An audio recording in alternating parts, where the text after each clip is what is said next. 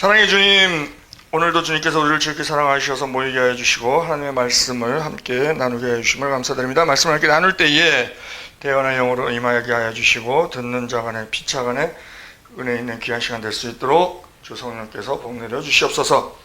믿사오며 우리 주 예수 그리스도의 이름으로 기도드리옵나이다. 아멘. 오늘은 성전에 대한 말씀을 함께 나누고자 합니다. 요한복음 2장에 보면 예수님께서 성전에 들어가세요.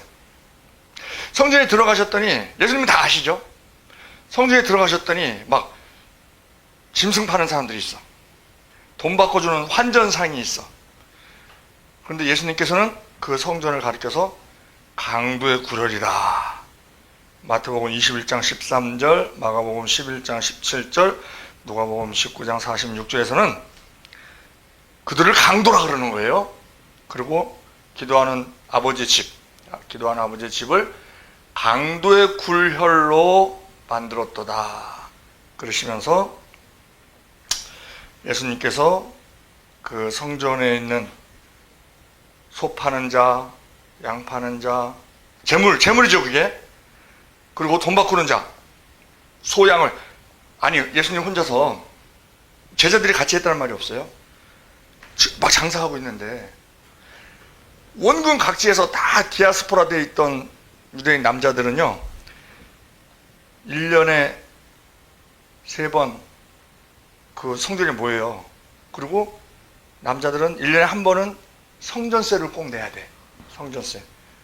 출애굽기 30장 13절, 무릇 계수 중에 드는 자마다 성소의 세겔대로 반세겔을 낼지니 한 세겔은 20게라라. 그 반세겔을 여호와께 드릴지며. 그래서 성전세를 드립니다.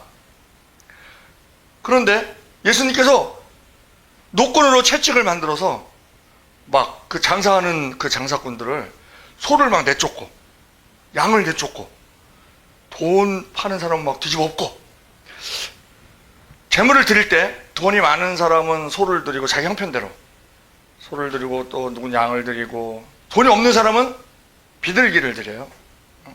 번제로 비둘기를 이제 쓰기 위해서 비둘기로 드리고 그렇게 하는데 그거를 예수님이 다 막 내쫓아.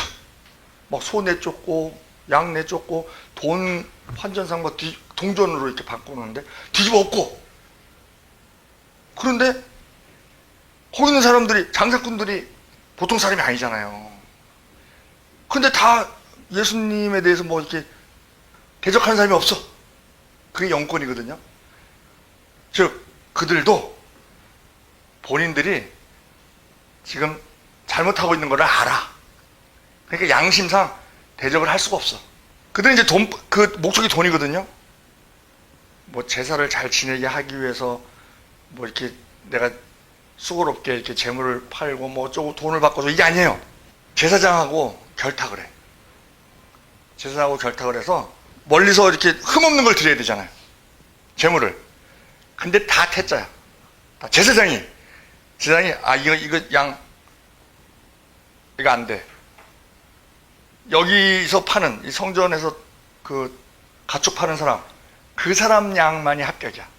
아니 이거 내가 고르고 골라서 갖고 왔다, 데리고 왔다. 얘가 아주 내가 데리고 있는 양 중에서 최고다. 완전히 그 미스터 코리아 선발하듯이 뽑아왔다. 보니까 흠이 없어. 털도 윤이 나고 뭐 어디 상처난 데도 없고 흠이 없어. 그럼에도 불구하고 우리가 속 내용은 모르잖아. 속. 우리가 6월절 양 할 때 사흘 동안 양을 선택을 해서 사흘 후에 그 6월절 양을 잡거든요. 그때 출애굽할 때 그 6월절 날 출애굽했잖아요. 양 잡아 먹고. 근데 그 양을 4일 전에 잡아요. 왜냐면 흠없는 걸 잡아야 되기 때문에 4일 동안 관찰을 하는 거야. 겉모습은 우리가 알 수 있지만 속을 모르잖아.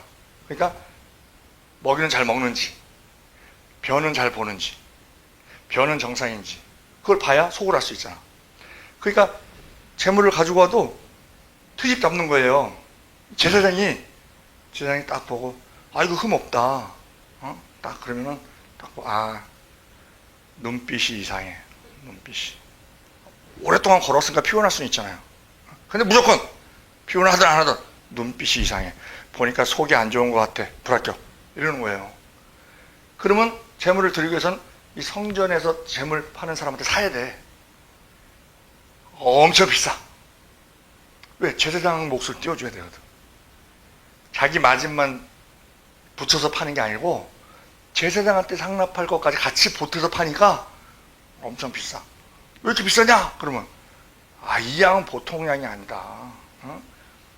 거룩한 양이니까 당연히 비싼 거지. 뭐 이런 식으로 해서 비싸게 받아요. 그런데 요 양을 살 때도요, 성전세를 드릴 때도요, 각 지역에서 오잖아, 사람들이. 그럼 로마에서도 오고 헬라에서도 오고 뭐 이집트에서도 오고 막 오잖아요. 그럼 자기네들이 쓰던 돈이 있어. 그 돈으로 못 드려. 성전에서 사용하는 돈은 따로 있어. 두로에서 사용하는 은 화폐가 있어요. 에? 그곳으로 바꿔서 드려야 돼. 그래서 환전상이 있는 거예요. 근데 이 돈을 바꿀 때 이 환전 수수료가 엄청 비싸. 왜? 제사장 몫이 거기 있거든. 제사장한테 상납을 해야 되니까 엄청 비싸. 그러니까 예수님은 강도라 그러는 거예요. 강도.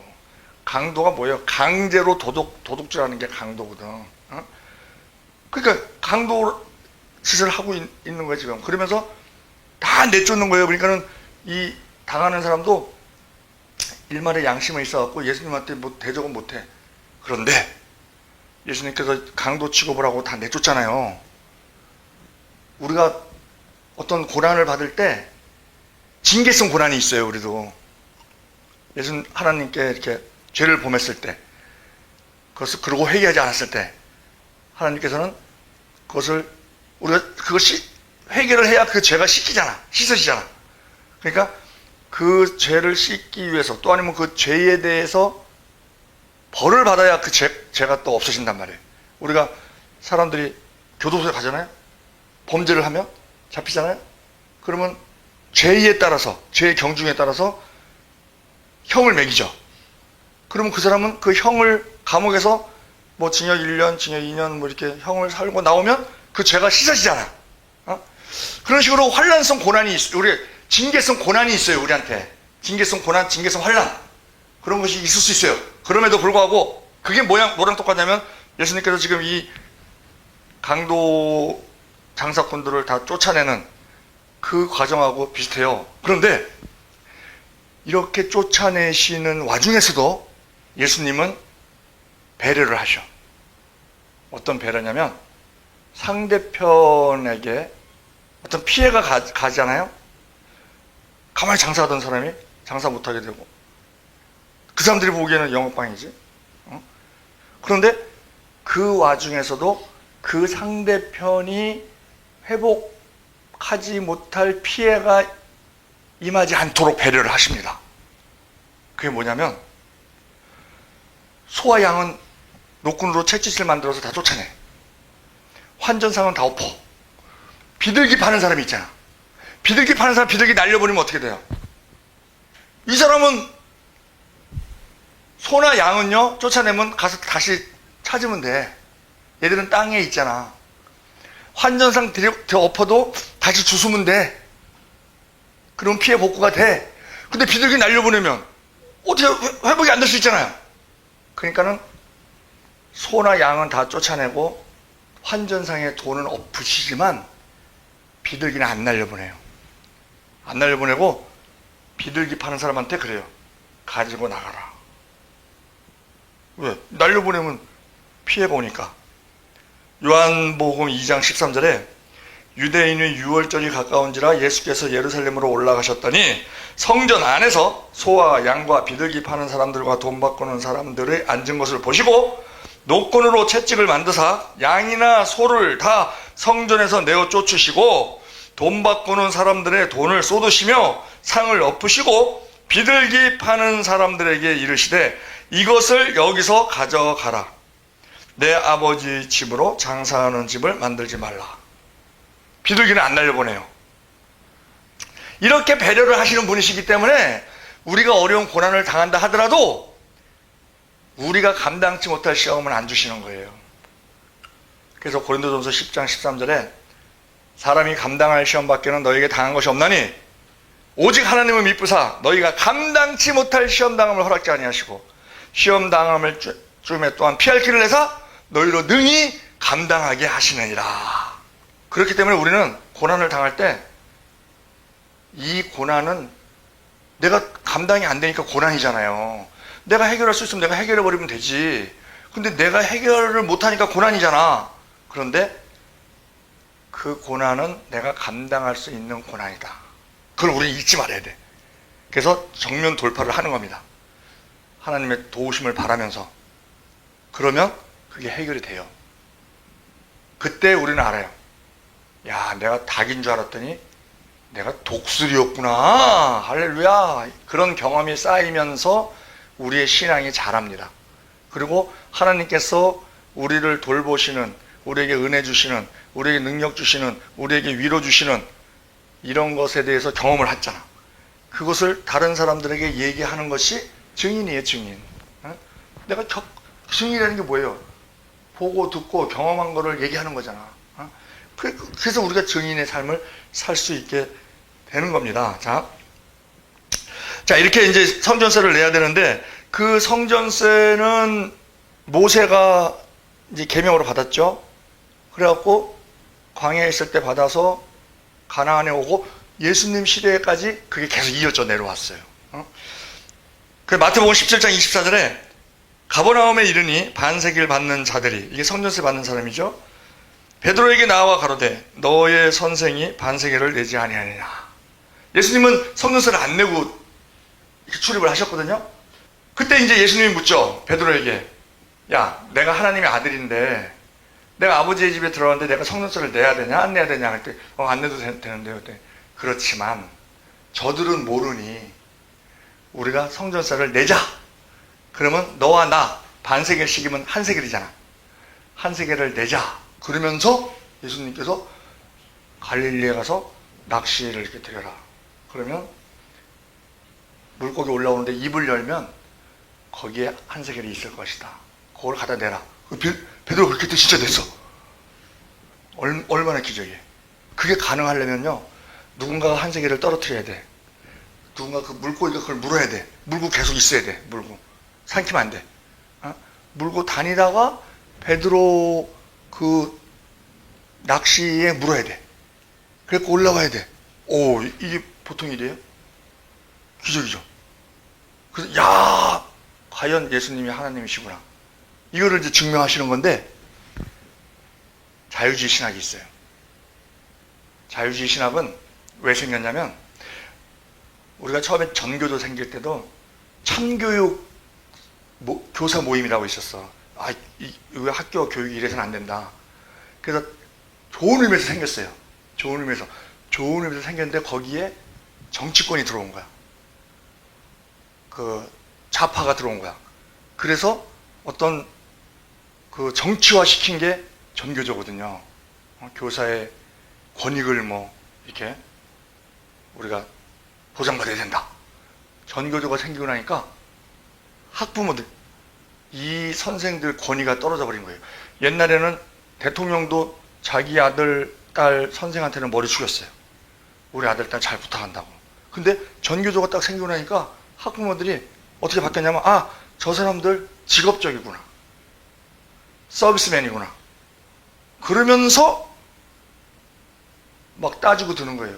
우리 아들한테 서비스 왜 소홀히 해? 소풍 가서 넘어져서 무릎 깨졌어. 그럼 당신이 돌봐야지. 응? 왜 이런 일이 벌어지게 만들어? 막 이러면서 막 따지고, 막 민원 넣고, 그러다 보니까는 교수들이 이 교사들이 감당을 못하는 일이, 지금 그 교원대학, 그 초등학교 선생되는 지원작업대. 지원작업 써갖고, 저기 춘천에는요, 6등급짜리도 합격생이 들어오는 거예요. 보통 평균 3.5등급. 이렇게. 학생이 없으니까. 인기가 없어. 그리고 지금 선생들한테 다시 직업을 선택한다고 하도 선생을 하겠느냐. 얘는 자부심이 있었거든요. 그리고 이미지도 좋았거든. 며느리 감정에서 최고가 선생이었어. 근데 안 한다는 사람이, 다시 하겠다는 사람이 20%야. 안 한다는 사람이 80%야. 이렇게 떨어져 버렸어요. 마찬가지로 이 자유주의 신학이라는 게 도대체 사람들이 예수를 안 믿는다, 막 계몽주의 사상이 막 이렇게 막 번지니까 도대체가 안 믿는다, 이게 합리적인 것만 생각하려고 하는 거예요, 사람들이.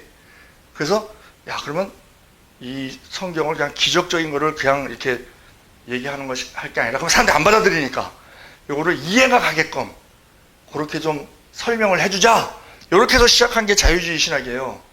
근데 이것이 기적을 갖다 막 그렇게 인본주의로 풀다 보니까 성경의 권위가 없어져 버려. 자,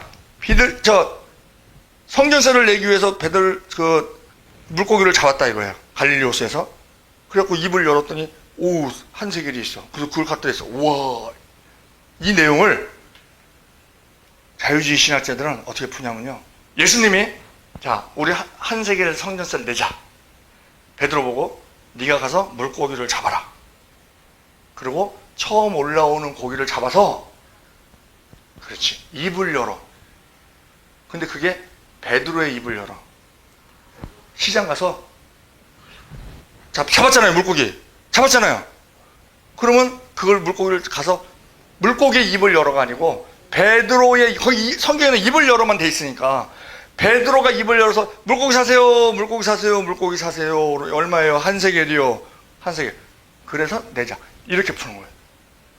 기적이 없어져 버리지. 그러니까 합리적으로 되는 거야. 와. 그거를 이용하는 게 그 통일교의 원리강론이에요. 원리강론이 그렇게 합리적으로, 이성적으로, 상식적으로 이렇게 막 푸는 거야. 응? 그래갖고 그 선악과 사건도 막 왜곡시키고, 성적인 범죄다 그게. 그래서 그 성적인 범죄를 회개하라고 할례를 남성의 표피를 베는 걸로 하는 것이다. 막 이런 식으로. 그래서 그때 태어난 것이 가인이기 때문에 그는 살인자가 될 수밖에 없었다. 이런 식으로 푸는 거예요. 그러니까는 젊은 애들은 각 대학교마다 그 원리강론의 그 동호회가 있어. 그러니까 거기 가서 얘기 들으면, 아, 맞아, 그래. 아, 이거 선악과 따먹었다고 뭐 하나님이 막 그냥 쫓아내고 뭐 그건 좀 이상했어. 그러니까 아, 그래, 그렇구나. 이런 식으로 푸는 게 원리강론. 그래서 뭐 피가름을 해야 된다, 뭐 이런 식으로 끌고 가는 거예요. 근데 지금 어쨌든 이때도 성전세를 냈거든. 성전세를 냈는데 반드시 두로에서 사용하는 은전을 사용해야만 됐다 이거예요. 그래서 거기서 이 환전상들이 강도짓을 하는 거지.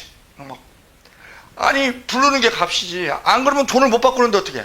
저 멀리서 왔는데 내가 갖고 있는 돈으로는 드릴 수가 없고 재물도 살 수가 없고 이걸 바꿔야 되는데, 바꾸는데 뭐 우리가 예를 들어서 1,000원짜리 바꾸면 뭐 한 1,200원 받으면 이해가 되잖아. 1,000원짜리 바꾸는데 막 10,000원씩 받고 막 이러면 어떻게 해? 그래도 해야지. 뭐 그런 식으로 하니까 강도라 그러지. 하나님, 예수님께서 강도라고. 자, 그러면 지금 이 짐승 재물 파는 사람들, 그리고 이 성전세를 바꿔주는 사람들, 환전상들, 이 사람들은 뭐예요? 믿음이 있어서 그 자리에 있는 게 아니죠. 돈을 벌기 위해서 그런 거지. 자기 유익을 위해서. 지금 이 성전이 46년 됐다 그래. 예수님께서 그러거든요. 예수님께서 요한복음 2장 19절에 예수께서 대답하여 가라사대 너희가 이 성전을 헐라 내가 사흘 동안에 일으키리라. 유대인들이 가로되 이 성전은 46년 동안에 지었거늘 내가 3일 동안에 일으키겠느냐 하더라. 그러나 예수는 성전된 자기 육체를 가리켜 말씀하신 것이라.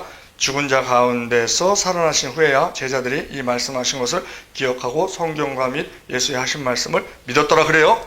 자, 46년 동안 지은 거래. 예수님은 그걸 헐으라는 거야. 그럼 내가 사흘 만에 일으키겠다.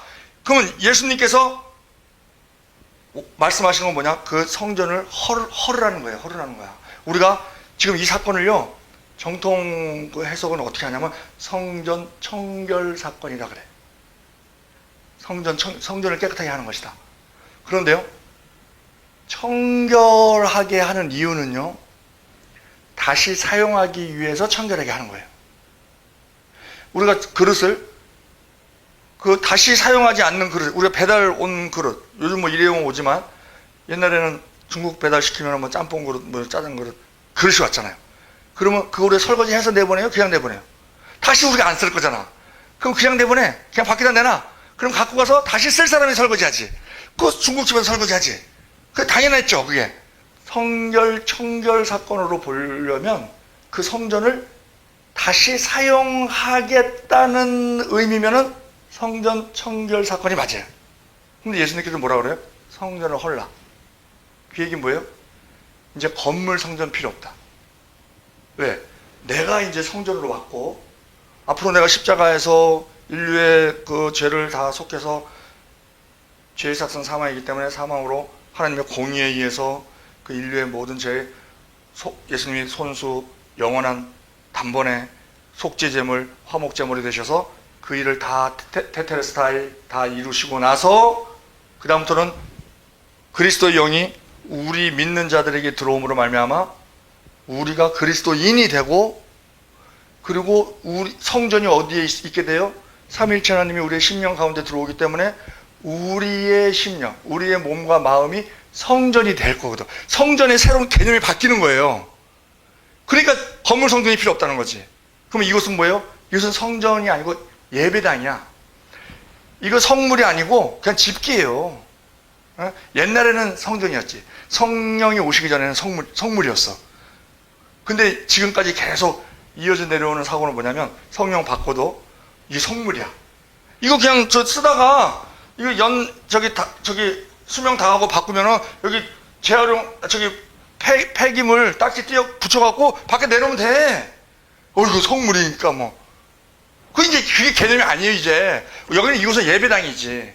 예배 드리는 거 필요하죠. 또 깨끗하게 할 필요도 있지. 그래서 우리가 그 개념은 알고 있어야 된다 이거예요. 우리가 뭐 슈퍼, 크다는 의미지만 물건 파는 곳으로 다 알고 있잖아.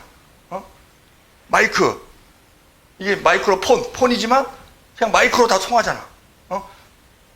축복하여 주시옵소서. 그게 빌축자거든? 복복자? 근데 하나님께 축복하여 주시옵소서. 그래도 우리가 알아듣잖아. 하나님이 빌긴 누구한테 빌어? 내가 당신을 축복합니다는 되지만, 그렇지만 우리가 많이 쓰잖아. 그러면 축복하여 주시옵소서, 복을 달라는 얘기구나. 다 알아듣잖아. 마찬가지로 이곳을, 이 예배당을 성전으로 쓸 때, 그냥, 성전은 우리의 그 심령이 성전이지만, 실제 성전이지만 이것도 거룩한 곳이니까, 거룩한 성, 그 집전자에서 거룩한 곳이니까 성전, 이렇게 이해하면 되는데 구약적으로 이해하는 사람들이 많이 있다 이거예요. 그것은 개념을 우리가 바꿔야 된다. 진짜 성전은 뭐냐? 우리의 마음이 성전. 예수님께서 그 신개념으로 바꿔놓으신 거예요. 그렇기 때문에 성전을 헐라. 근데 그 46년 동안 지었다는 거 아니에요? 헤롯이. 제1성전이 솔로몬 성전, 제2성전이 스룹바벨 성전. 근데 스룹바벨 성전이 70년 동안 바빌론 포로로 있다가 돌아왔고 성전을 지을 때, 그 어렸을 때 스룹바벨 성전을 본 그 노인네들은 그 스룹바벨 성전을 보고 막 울었다는 거 아니에요. 너무 초라하니까. 그러면 이제 헤롯이 분봉하러 왔어. 분봉하러 딱 와서 보니까 이 유대인들이 밀란을 많이 일으켜요. 옛날에 마카비 혁명도 있었어. 로마 군인을 물리치고 자기네가 그 자치 정부를 만든 그런 경험이 있는 민족이 이 유대인이에요.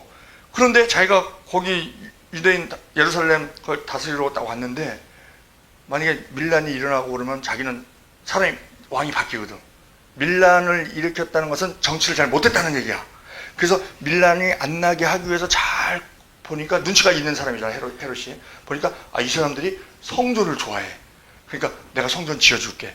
그리고 46년 동안 지은 거예요. 그러니까 자기가 신앙이 있어서 성전 짓는 게 아니잖아. 자기의 유익을 위해서, 편의에서 짓는 거잖아. 이게 교권주의입니다. 교권주의. 우리 총회장 되려는 분들, 믿음이 좋아서 총회장 되는 분도 계시지. 근데 한 두 사람 정도는 자기의 명예, 자기의 권력, 자기 이름을 내고자 총회장 되려고 한다 그러면 그건 헤롯하고 똑같은 거야. 신앙으로 인해서 되는 게 아니고 자기의 이름을 내고자, 자기 바벨탑을 쌓고자. 그러니까 성전 짓는 게 급할 일이 없잖아. 급할 게 없잖아. 그래서 좀 짓다가 좀 쉬다가 또 뭐 이렇게 좀 시끌시끌하고 그러면 또 내가 성전 지어주고 있는데 왜 그래. 또 성전 또 공사하고. 또 그럼 성전 공사하고 있으면 또 조용해. 아, 우리를 대신해서 저기 성전을 저 크게 46년 동안 지어도 이게 완공한 게 아니에요. 어? 계속 짓고 있는 거야. 근데 이 사람들 그러잖아. 46년 동안 지은 거를 어떻게 헐고 3일 만에 짓느냐. 말도 안 된다. 이거 짓는데 46년 동안 걸렸는데. 근데 예수님께서 자기 성전된 자기 육체, 부활할 거를 해서 말씀하신 거잖아요. 어? 그러니까 사흘 만에 내가 다시 일으키겠다. 성전을 다시 일으키겠다.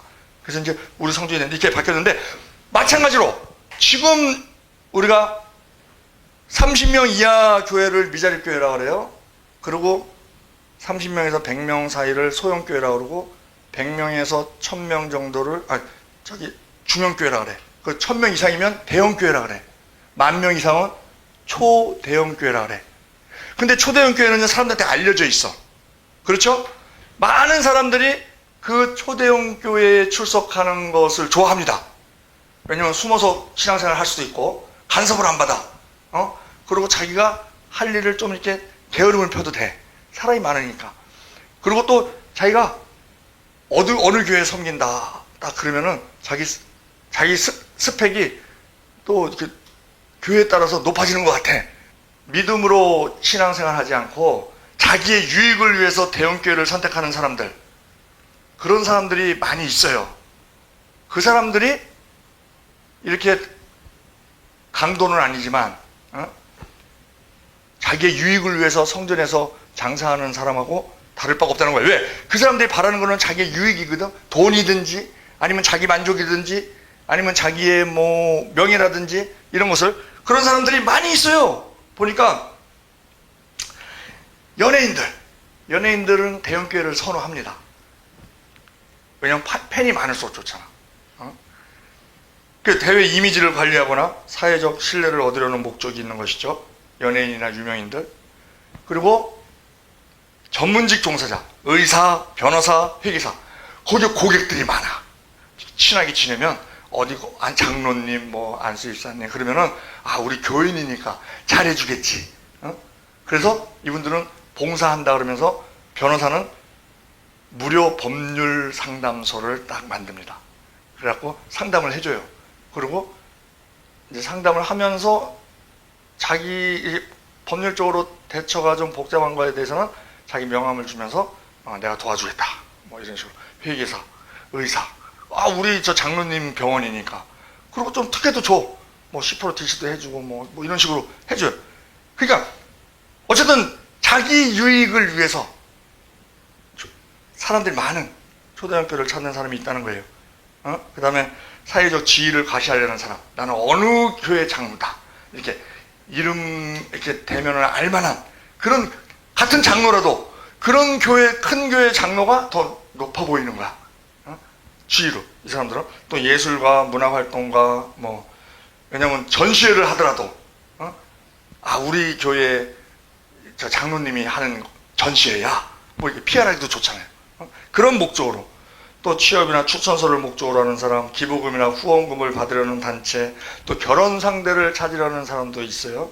또 어떠한 정치인들은 뭐예요? 표밭이다. 그래서 그 일부 정치인은 자기가 지역구가 있잖아요. 국회의원. 자기 지역구가 있잖아. 자기 지역구가 있는데도 불구하고 그러면 대형교로 옮기거든요. 교회에서도 환영하고. 대형교를 이렇게 옮기는데 그러지 않고 자기가 그냥 신앙생활 했던 곳, 그곳에서 계속 신앙생활 하는. 카터가요, 자기가 인생에 있어서 3가지 자랑거리가 있다. 첫째, 예수 믿은 거. 둘째, 집사 된 거. 셋째, 주일학교 교사 된 거. 그래갖고 선거운동 할 때도요, 주일날은 선거운동 안 했어. 대통령 선거운동 할 때. 그 사람이 땅콩 농장 주인이었거든요. 남부에. 침례교인. 그래갖고 우리 한국에 왔을 때도요, 박정희랑 대판 싸우고, 왜 미군 철수한다 그러니까 박정희가 나한테 시간을 좀 달라. 내가 이렇게 철수를 안 하면 안 되는 이유에 대해서 내가 발언권을 달라. 그래서 발언권 얘기해보시오 그랬더니 59분 동안 막 얘기를 하는 거야. 그랬더니 카터가 기분이 상했어. 아니, 태평양을 넘어온 사람한테 지금 피곤한데 자기 의견을 일방적으로 59분 동안 혼자만 떠들어. 그래서 영빈관에서 자주도 안 왔어요. 그때 어느 정도로 치열하게 말다툼이 있었냐면, 막 말다툼을 하다가 철수해야 되겠다, 철수하면 안 된다, 막 그렇게 한 데가 카터 대통령을 한쪽은 주한미 사령관이 팔짱을 끼고, 한쪽은 주한미 대사가 팔짱을 끼고, 각각 오늘은 좀 이만하시죠. 그거 끌고 나갔어. 그래갖고 영빈관에서도 앉았어. 미팔군, 용산 미팔군에서 잤어요. 근데 그 다음날이 주일이었어. 여의도 침례교회가 있거든요. 여의도에, 여의도 침례교회. 거기서 예배를 드렸어. 거기서 예배를 드렸더니, 거기서 막 난리가 났지? 미국 대통령이 왔으니까. 그랬더니 거기 딱 예배를 드리고 나서, 거기 어린이 성가대가 있었어요. 근데 어린이 성가대가 미국 공연을 이렇게 가려고 계획이 있었대. 그러니까는, 그러면은, 저는 그때 백악관을 오라고. 그럼 내가 백악관 이렇게 투어를 해주고, 그리고 잘 내가 섬기겠다고. 뭐 이 정도로 신앙이 있는 사람이었어요. 그래서 그 다음날 가갖고 이제 카트를 딱 만나고 그때 예배를 딱 드리면서, 예배가 전도에 대한 그 설교였대. 그 설교를 딱 들으면서 마음을 고쳐먹었어. 아유, 박정희랑 이렇게 싸우지 말고 박정희를 전도해야 되겠다. 그리고 이제 박정희를 만나서 활짝 웃으면서, 그 미군 철군에 대해서는 3년 후에 우리 다시 한번 얘기해 봅시다. 그거 딱 접고, 그 다음에 이제 전도를 했어. 그랬더니 박정희도, 내가 5학년 때, 초등학교 5학년 때, 나도 교회 간 적이 있다. 근데 아무도 나를, 그때는 막 어린애들이 많이 왔잖아요. 그러니까 아무도 나를 이렇게 보살펴주는 사람이 없어서, 그다음부터 내가 안 갔다. 그랬더니, 그럼 예수를 믿겠느냐? 믿겠다. 근데 안심이 안 되는 거야. 그래서 카터가, 그럼 내가 대통령 전용 그 목사를 보내줘도 되겠냐? 그랬더니, 좋다. 근데 카터가 가서, 그때가 7월달이었거든요. 가서 바쁘니까 잊어버렸어. 그 해에 11.6 사건이 난 거예요. 3개월 후에 서거했어. 모르죠. 그 구원에 대해서는 우리는 모르는 거야. 그래서 천국 가면 3번 놀래. 꼭 와야 되는 사람이 안 와서 놀래고, 도저히 못 올 사람이 와서 놀래고, 그 어려운 천국에 내가 와 있어서 놀래고, 천국에 가면 3번 놀랜다는 거예요. 그때 그 카터의 방침이었어. 그때 전 세계적으로 미군을 좀 줄여야 되겠다. 그게 자기의 그 하나의 정책이었어, 정책. 그래갖고 우리가 이 세상에서 가장 못된 똥 싸는 사람, 중국의 모택동. 이제 지금은 마오쩌둥 그래요. 근데 그때는 모택동. 그때는 등소평 그랬어. 지금은 덩샤오핑 이렇게 이제 원어에 가깝게 하는데, 그래서 우리가 가장 못된 똥 싸는 사람, 모택동 그랬어. 이 세상에서 가장 부르자, 지엠이 카터 막 이랬거든. 우리 입장에서는 싫다 이거지. 근데 그분이 노벨 평화상까지 받고, 그 퇴직하고도 존경받는 그런, 신앙 짱이었지. 신앙은 뭐 엄청, 그러니까 뭐 저기 미군 철수는 신앙하고는 또 별개니까, 자기 정책이니까, 그렇게 이제 하려고 했던 그런 말이 있는데, 이처럼 자기의 그 정치인들이 자기의 유익을 위해서, 그때 카터가 주일날은 선거운동 안 했어요. 교회가 큰 교회도 아니야. 주일학교 자기 교사인데 자기한테 맡겨진 사람이 30명이야, 애들이. 그럼 거기서 이제 애들을 가리키는 거야. 그때 취재하러 온 기사가 70명이야.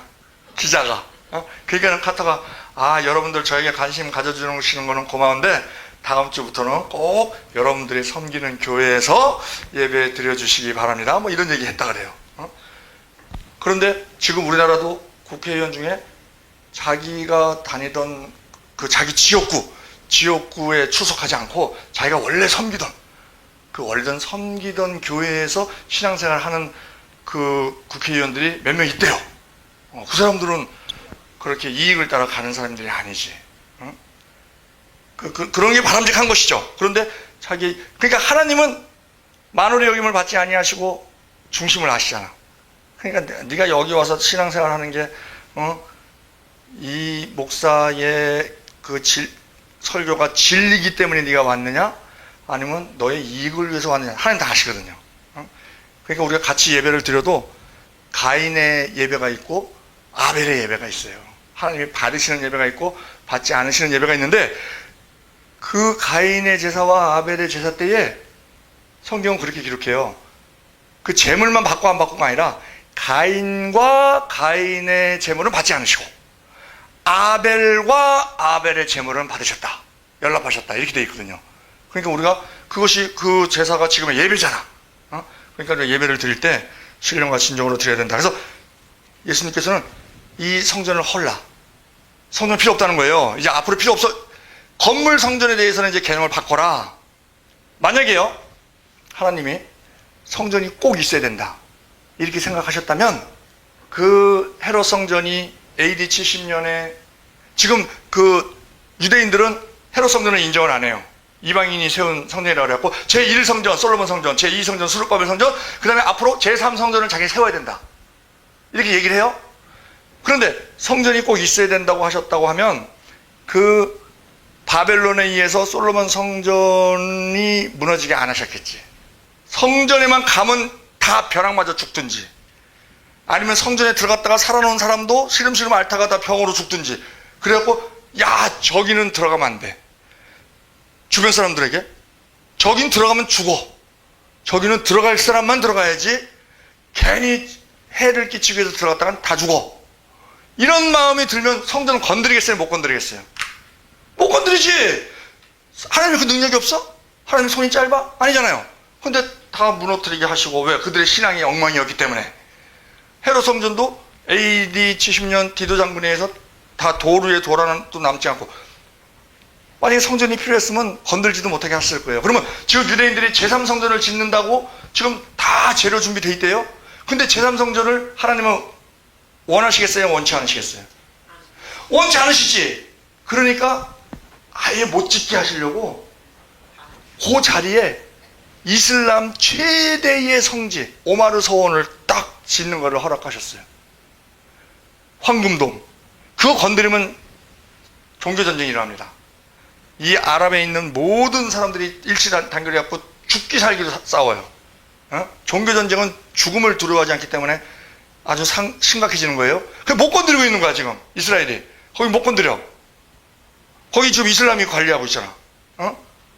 예루살렘에 있음에도 불구하고 거기 성전 자리인데, 솔로몬 성전 자리인데.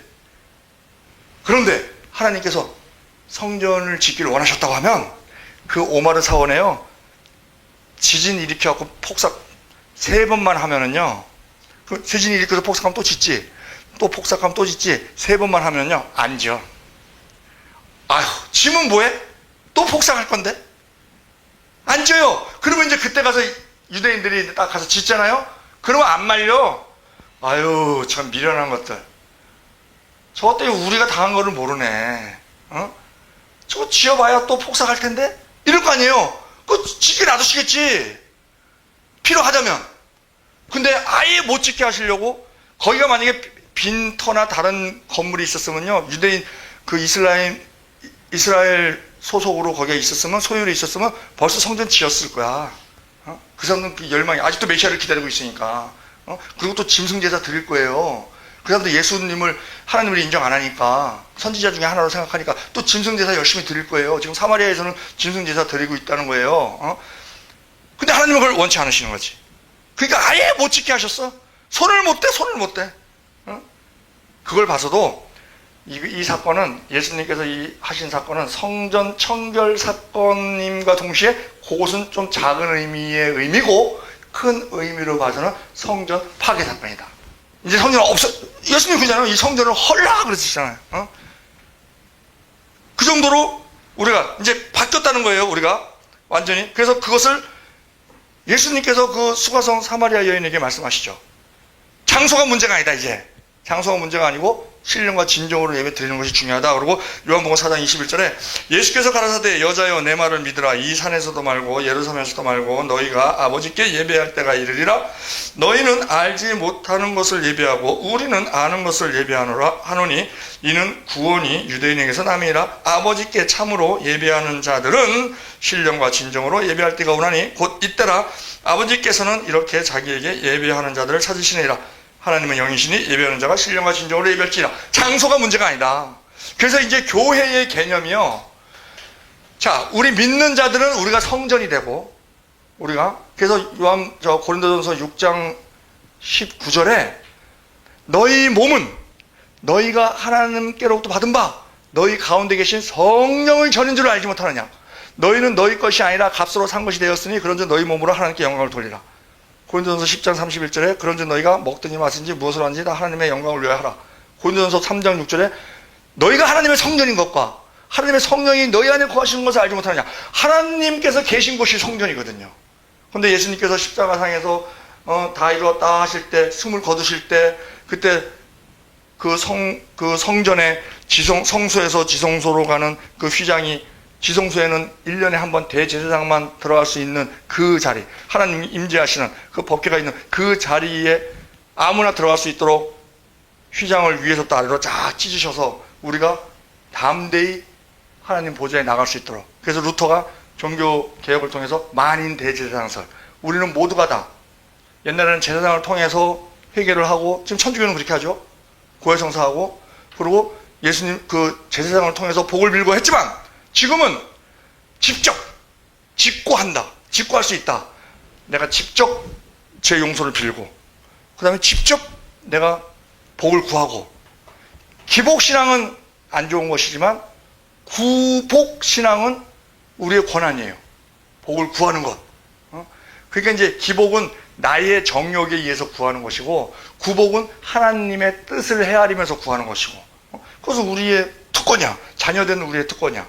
그렇게 이제 우리가 할 수 있게 된 것인데, 그래서 우리가 그 성소의 개념이 이렇게 바뀌었다. 예수님께서, 자, 그 성전에서 드리는 제사가요, 짐승을 잡잖아요.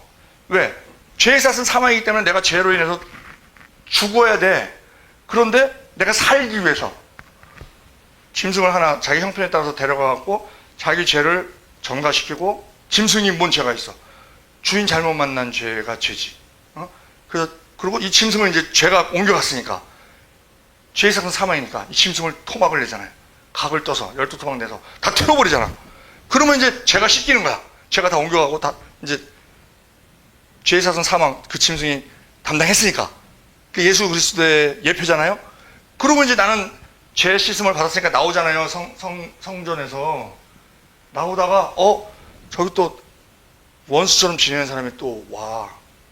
그럼 속에서 푹 올라와. 아유, 저 인간 아직도 죽지 않았네. 그럼 미워하는 게 뭐야? 미워하는 게 또 살인하는 거잖아. 그러면 또 가서 또 속 끌고 가야 돼. 또 끌고 가야 돼. 또 끌고 또 드리고 이게 완전한 속죄가 아니죠.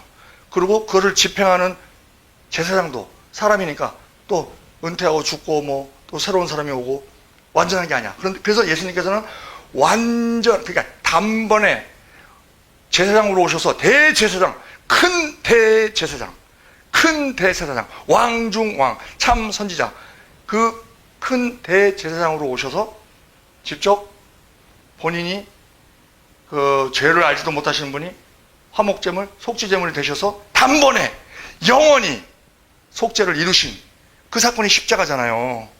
히브리서 10장 14절, 저가 한 제물로 거룩하게 된 자들을 영원히 온전케 하셨느니라 하는 그제. 그러면 자, 우리가 지금 성전이 됐어요. 성전. 우리가 성전이 됐어. 우리가 믿는 자들이 성전이야.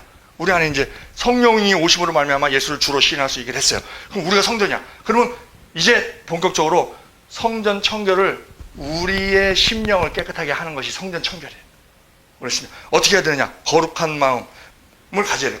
거룩해야 돼요. 마음, 말, 행동이 세상을 본받지 말고 하나님의 말씀에 어긋나지 않도록 해야 돼요. 로마서 12장 1절, 그러므로 형제들아, 내가 하나님의 모든 자비하심으로 너희를 권하노니 너희 몸을 하나님이 기뻐하시는 거룩한 산 제사로 드리라. 이는 너희 드릴 영적 예배니라. 너희는 이 세대를 본받지 말고 오직 마음을 새롭게 함으로 변화를 받아 하나님의 선하시고 기뻐하시고 온전한 뜻이 무엇인지 분별하도록 하라 그래요. 그 다음에 사랑 실천을 해야 돼.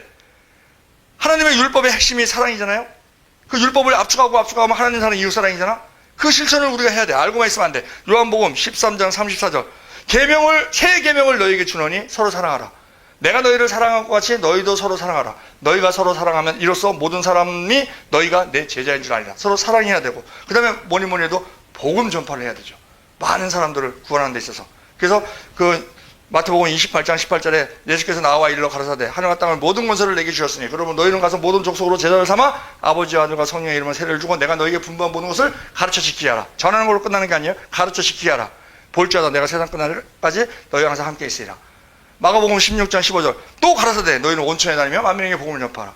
근데 우리가 복음 전하면 그들이 바로 받아들여요? 안 받아들이지. 왜? 아직 때가 안 됐으니까. 우리가 사람 죽기 전에는요, 저 사람이 택정받은 자인지 유기된 자인지 우리는 몰라요. 왜? 그것을 보여주는 것이 예수님 십자가 옆에 강도야. 그가 숨 끊기 전에 예수님을 시인하니까 넌 나와 함께 낙원에 있으리라. 그러셨잖아요. 그러니까 이 호흡이 있는 동안은 모르는 거야. 호흡이 끊어질 때까지 예수를 부인하면 이 사람은 택정받지 못한 사람이었구나. 그때 나타나는 거예요. 그러니까 호흡이 있는 동안은 때가 돼야만 받아들이기 때문에 때가 아직 안 됐구나. 이렇게 받아들여야 돼요, 우리는. 그래서 우리는 때를 얻든지 못 얻든지 그래서 오래 참음으로 경책하며 경계하며 권해야 되는 거예요. 디모데후서 4장 1절 하나님 앞과 산자와 죽은 자를 심판하실 그리스도 예수 앞에서 그의 나타나실 것과 그의 나라를 두고 엄히 명하노니 너는 말씀을 전파하라. 때를 얻든지 못 얻든지 항상 힘쓰라. 범사에 오래 참음과 가르침으로 경책하며 경계하며 권하라. 그게 우리가 할 일이라는 거예요. 그 다음에 우리가 성령 충만해야지. 그 모든 것이 인위적으로 하는 거는요, 지쳐요. 지치고 인위적으로 할 때 일이 잘 되잖아요. 그럼 내가 교만해져. 오히려 그 독이 될 수 있어. 그래서 우리는 우리 자신은 철저히 죽고 이제 내 안에 이제 내가 사는 것이 아니고 그리스도께서 사는 것이다. 그러면서 성령 충만으로 모든 일을 해야, 삶 자체도 모든 일을 해야 내가 산 제물이 될 수 있고 내 삶이 산 제사가 될 수 있는 거예요.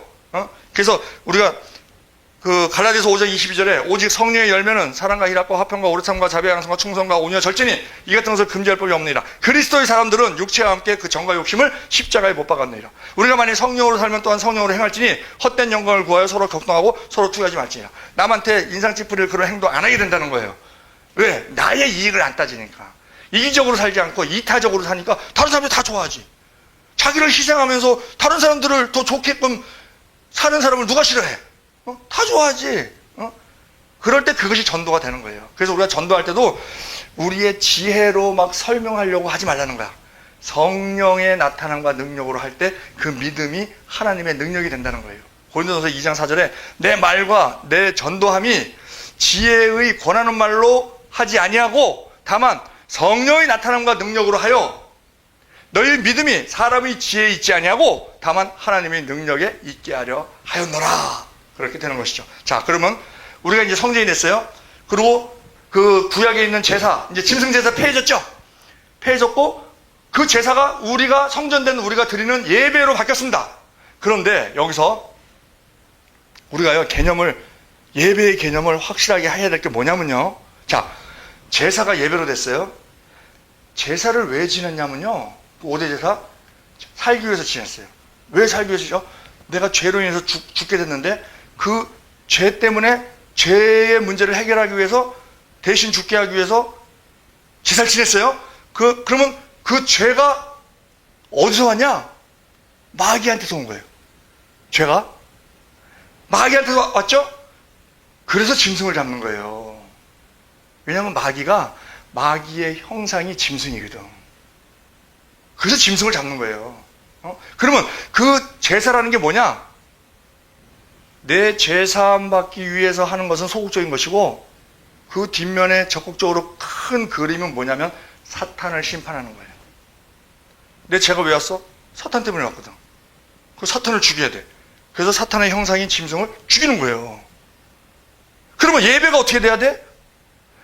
예배가 그냥 설교 듣고 은혜 받고 어떤 교훈을 얻고 내 믿음을 키우고 이 상태에서 머물러 있으면 안 돼. 나의 죄의 문제를 해결하기 위해서 성령 충만으로 그리고 그 죄가 사탄에 의해서 오는 거잖아요. 그러면 우리가 예배 때마다 사탄 심판의 역할을 그 예배가 감당해야 돼요. 즉 뭐냐? 사탄이 틈타지 못하도록 하고 내 안에 사탄을 내쫓고 그래서 우리가 예배할 때 처음에 성가대 하잖아요. 성가대 찬양하잖아요. 그게 대자가 군대 대자거든. 악령을 쫓아내고 이 예배를 방해하는 세력을 쫓아내기 위해서 하는 것이 성가대예요. 저 사탄들이 싫어하거든. 그 하나님을 막 찬양하고 이게 일종의 기도기 때문에 곡조 있는 기도기 때문에 싫어하거든. 그러니까 예배가 자 제사가 죄 때문에 이루어졌다. 죄는 사탄에 의해 이루어졌다. 그래서 사탄을 처벌하기 위해서 짐승을 잡았다. 그러면 우리가 그 제사가 지금은 예배다.